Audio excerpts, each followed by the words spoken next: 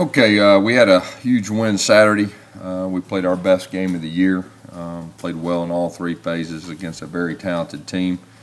And we talked about championship urgency the last 2 or 3 weeks, and I really feel like our team seized the moment Saturday and really played well. But the reality is that game's over. That game's behind us.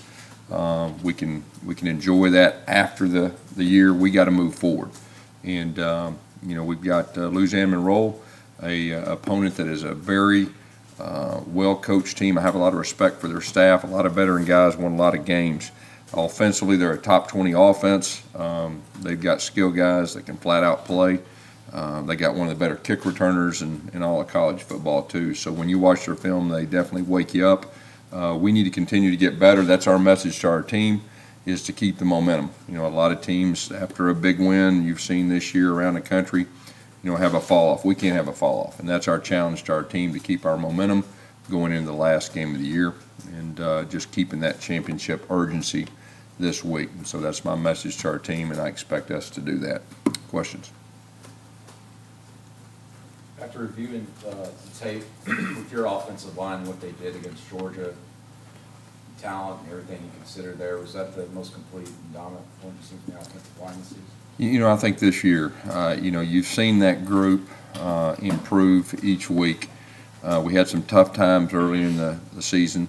Probably the most impressive thing to me is the different guys that have been at different positions and be able to run the football effectively against a very talented defense. And you've seen that group grow, and they're playing their best football right now. Considering what Harold was able to do the other night, and I know Horton still limped up, does that even make it tougher maybe for Horton even to get back if he's healthy? I don't know about that. I mean, the good thing about it is we got 7 guys that have been in SEC games, and all 7 of them have played well. And we talked about the depth, quality depth up front at the first of the year, and we're feeling really good about those 7 guys. And so we'll see how this week goes. I think it's probably a week-to-week type deal. We still got a couple guys that probably aren't 100%, but I'm real proud of that group and how they've continued to get better. And it has not mattered who's in what spot, and that's really rare. And that's just a tribute to Coach Hand and his offensive linemen. Yes, you've held offensive linemen out in this game before between Georgia and Alabama in years past. You held out Sean Coleman a couple of years back. With Darius and Horton in particular, do you expect them to be held out? We'll see how this week goes. I mean, our mindset is to get better, and our mindset isn't to put the brakes on anything. I mean, this is about us. It's about us seizing the moment and getting better and keeping our momentum.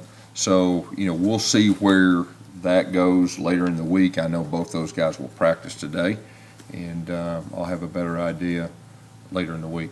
Yes.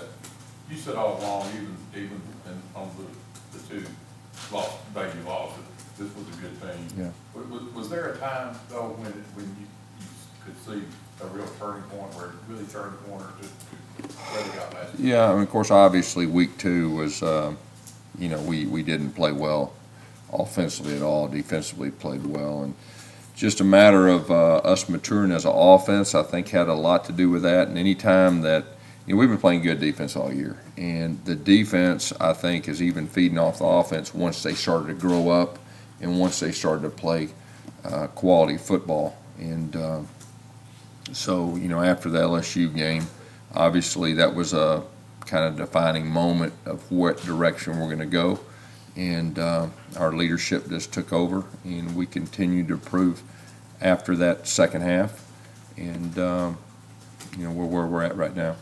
How important was, you talk about a defining moment, but since then the second half, third quarters of games have been very aggressive. Mm-hmm. Has the mentality of this team kind of... Yeah, there's no doubt. There's no doubt. There's certain things you learn from, and there's certain mistakes you make. You try not to make the same mistake twice. And I think I said that after the LSU game, and I took full responsibility for that. We can't ever let that happen again, and just that mindset of keeping the hammer down, and regardless of the score, and so far we've done that. Does that transfer to you? Because you guys are up 30 points, and you're challenging the spot on the field late in the game, the game very much in hand.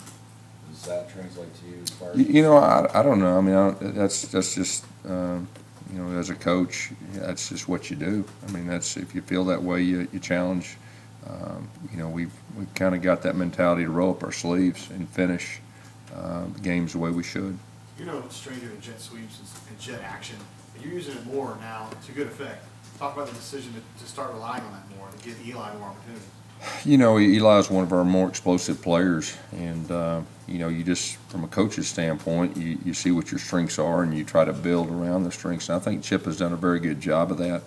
And you know, Eli's got a lot of yards on the perimeter this year. Does that help make up for the fact that Jarrett's not a great runner, that Eli's kind of like that runner now? You know, I think every team's different. Every offense is different. You've got your players, and you try to build around their strengths. And so I think it's just a matter of that. And you know, Eli is very explosive on the perimeter, and Jarrett has got better at running the football. I mean, he's starting to really get comfortable with the zone read, and like I've said before, just keeping it just enough to keep the defense honest. I think you've seen probably the last 4 weeks things change, you know, as far as that goes. A two-parter on Malik Willis. His pass was that RPO. Mm-hmm. Also, how has he kind of progressed within the RPO world, and the possibility of him actually getting to play extended time this week? Obviously, you got to get up big, but how big is this week, you think, for him? Yeah, I mean, I think the last probably 4 weeks have been big for him. You know, he's got almost equal reps in practice, just to make sure that you know, he's prepared if something happens to Jarrett. Obviously, game experience, there's nothing like that. He has got to play, you know, at the end of some SEC games, which I think has definitely helped him. And I thought he did a good job the other night, you know, when he was in, and you just said it, the RPO right there, and he's got a good feel for that. And but we'll see how this week goes. What does it mean, you guys, having Casey Dunn back out there playing since he got hurt? He's playing at a high level, and it's really amazing. You know, he had a pretty good injury, you know, against LSU, and came back in that game and couldn't finish the game. And the way he's recovered is amazing. I mean, he's a tough young man. He is playing at a high level, very high level. He played his best game the other night against, you know, one of the better fronts in college football. What was the inspiration for Ryan Davis's punt return, where Steven kind of ran away from it, Mm-hmm. and Ryan came back to kind of fill that spot? I hadn't seen that before. Right. Yeah. Just saying, what it is. Right. Yeah, and that was just a little wrinkle, you know, just trying to steal a few yards, you know. Yeah. And just a little wrinkle, and you know. It worked. Kickoff coverage still concern you a little bit after making Yes. personnel switches? Yes, it does. We did improve. We need to continue to improve in that area. And that's really a big focus this week. And they've got a dynamic kick returner that's returned things for touchdowns. So it'll be another good opportunity for us to get better in that area. Is Carlson just not able to boot it through the end zone at this point, or is that by design? Yeah, you know, the other night the wind was doing some funny things, and it was swirling. Pretty unusual for our stadium, but it was swirling, and but at the same time, it gave us some opportunities to cover, and we hadn't had that many opportunities to cover, so I think it kind of probably worked for the good long term. Gus, Carlton Davis played really good football for a long time. What have you seen out of him this year, especially lately? Well, I think the fact he stayed healthy has really been the difference, because he was playing at a high level before he got banged up last year. And, you know, this time last year we were hanging by a thread in a lot of areas, and he was one of those guys that, you know, was just getting himself to the game. And now he's healthy, and you can really see, you know, what he's capable of doing. Having a guy like that on defense, how important is that you have a guy that you feel good about an entire side? Well, it allows, you know, Coach Steele to call defenses like he wants, and to have a lot of confidence in your corners. It kind of opens up the playbook, so to speak. Yes, on the touchdown pass to Darius, if I'm not mistaken, we can hear you on the CBS boom like yelling, hit him. And it almost seemed like Jared kind of slowed everything down and let it develop a little bit.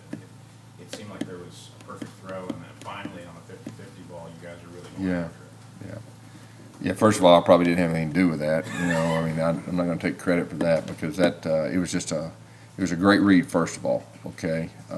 It was a great throw, and Darius made an unbelievable catch to adjust to it, you know, when you slow it down, and they had a guy coming from the other side, and he's reaching, going. It it was one of those 50-50 balls that in a big game, you got to have some of those. And that particular play really kind of opened things up for us, because up to that point we kicked 3 field goals, and it's kind of like, we had some opportunities missed, but when he hit that one, it kind of opened everything up, gave us some breathing room, and probably after that play, just the confidence level offensively took off. Were you trying to confuse their defense? Because there's a screen pass on your side to make them think that to throw it to the screen instead of downfield? That's a possibility. Yeah. That's That's what I was thinking. you guys are good. I mean, you're really good. I'm impressed. Do you do that? I didn't mind. All right, you want to answer. I was going to say, you do that a lot? Do you say things on the field to maybe get someone's head? I don't know. I mean, I coached high school for a long time, and you do what you got to do. He can't hear you, can you? Who? Jared. You probably need to ask him. I don't know. I've got a loud voice. The defender can hear you, though.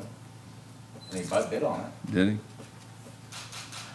Yeah, y'all don't miss much. I'm impressed. Good job, guys. That's impressive stuff.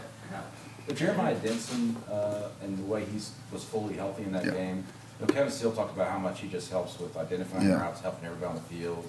How important is he? Yeah, he's a coach on the field, and the thing about him, he's starting to get healthy too. He barely made it, through the LSU game. I think everybody saw, but he's such a tough young man, and he's starting to get healthy, and he's like a coach on the field, and he gets people lined up.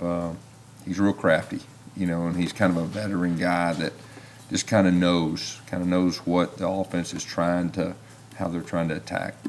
Defense has been strong throughout the season, but has the front seven, particularly given what y'all lost, and Carl Amon, kind of impressed you, especially what they did against Yeah, I think so. I mean, I think it has to impress everybody with the way they did the other night, stopping the run. I mean, we've done a pretty good job of getting after quarterbacks in passing situations this year, but when you stop the run like we did, it definitely is eye-opening, and I'm real proud of our defensive front.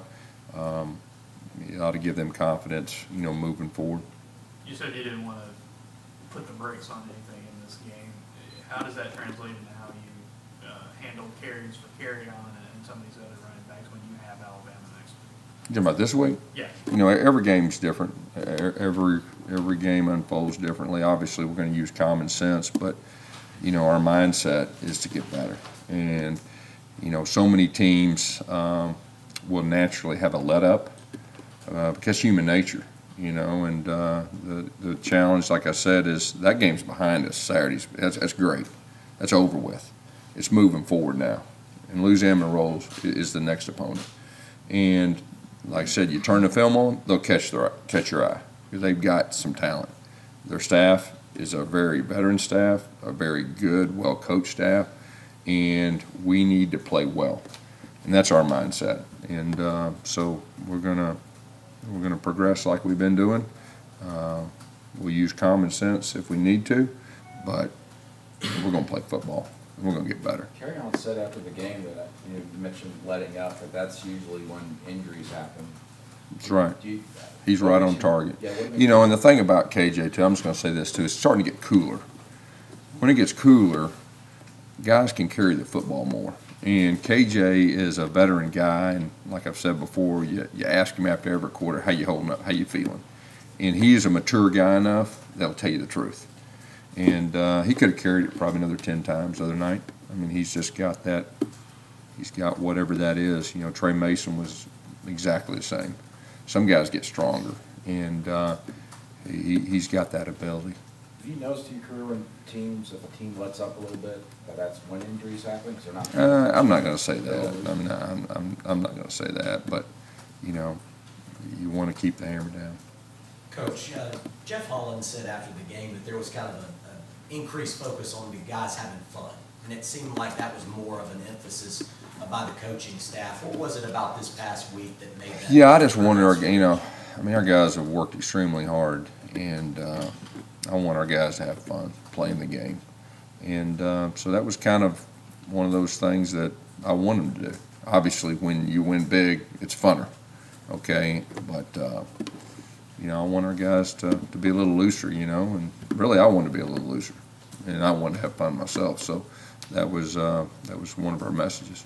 Can you talk about Chandler Cox? It's like he's having a really good season. Chandler Cox having a great season, and you know, he's been our MVP offensively, I think 2 or 3 games this year. He's one of those guys that the stats don't say it, but you look at some key plays from last week's game and every week, he's usually making a key block at the point of attack. And he's getting the ball some this year, you know. He's actually, you know, has some catches and doing some things, but he's playing a high level, and you know, he's healthy too. You know, this time last year, obviously, I mean, he wasn't healthy, so he's playing his best football right now. Has he kind of brought the same kind of attitude that Jay Cox did? Oh, yeah, there's no doubt. Those two are from the same mold, the same mindset, just from a physicality, and they're both like coaches on the field. They can adapt, they can make adjustments. We get a lot of information from them, you know, about what this guy is doing, what that guy is doing. Both those guys know our offense very well, and we rely on them. Gus, I know you touched on it after the first week of the season, but one of your former players, Brennan Marion, up at Howard. Mm-hmm. I don't know how much you've been able to pay attention to what they've been doing there, but Yeah. had a pretty significant turnaround this season with his offense. Yeah, I'm real proud of him now, and you know, he's earned everything he's ever gotten, and so I'm very proud of him. Of course, he's got Kalen Newton with him. Very proud of Kalen, and they're a good team together, and they're rolling right now, and it's really fun to watch. Was there ever a moment when you were coaching back at Tulsa that you kind of knew that he would be a good coach in the future? You know, probably so. I mean, it was so important to him. He's one of the hardest workers that we had. He was unbelievably talented. He loved football, and he's a good person, got a great heart. But like I said, he's earned everything he's ever gotten, and I like that. I like guys that do that, and so this is his moment, and he's seizing his moment.